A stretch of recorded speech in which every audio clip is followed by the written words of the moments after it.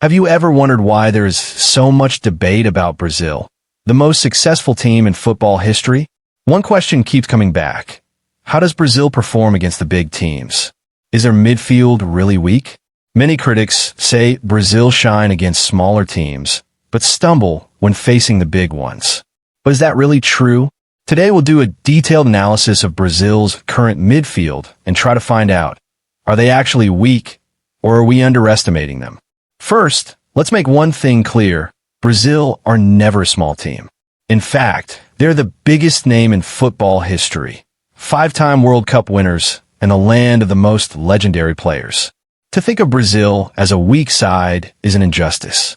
So the question is, why has their midfield been criticized for so long? Why do many claim Brazil's midfield fails against top opposition? To find the answer, we need to go back a little. Take the 2022 World Cup.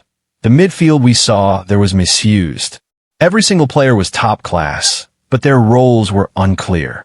The result? The midfield never really clicked together. Yet the same players were outstanding at club level. Now let's look at the players one by one. Bruno Guimarães, not just one of Newcastle United's best, but one of the finest midfielders in the entire Premier League. His ball control, distribution, and defensive cover make him exceptional. Then there's Casemiro. Many say he's past his best due to age. But the truth is he's still in his prime. Whether at Real Madrid or Manchester United, he has always been the reliable backbone of midfield. Go a little deeper and Neymar's name comes up. Yes, many see Neymar only as a forward. But when he drops into midfield, the team's creativity increases dramatically. His vision, ball retention, and ability to provide precise service to the forwards take the midfield to another level. Now, many compare Brazil's midfield with Argentina, Spain, or France.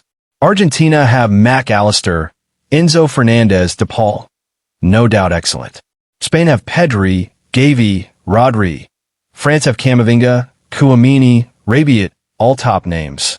But the question remains, does that make Brazil's midfield weak? If you follow recent matches, especially under Carlo Ancelotti, you'll see how effective the midfield has become.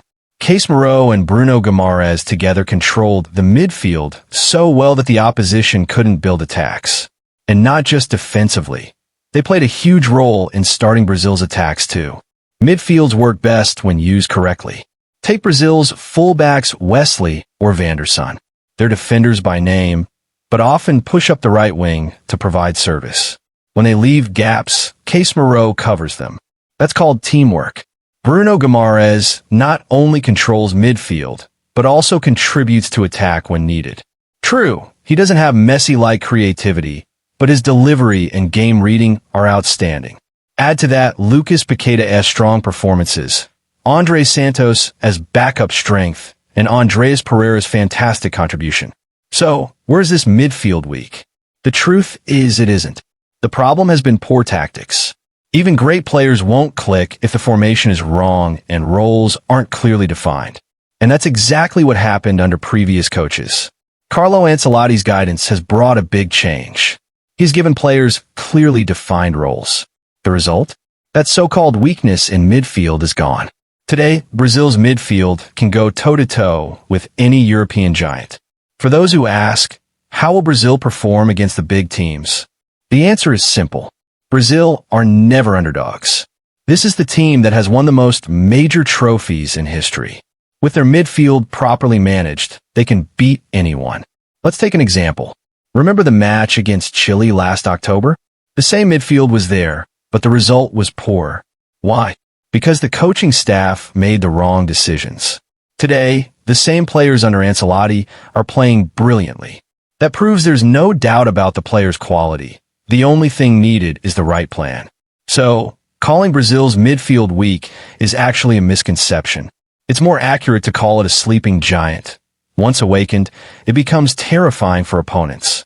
Before ending, one more point. Football isn't just about individual skills. It's about planning. When the plan is strong, the midfield, attack, and defense work as one. And that's why today's Brazil should never be underestimated.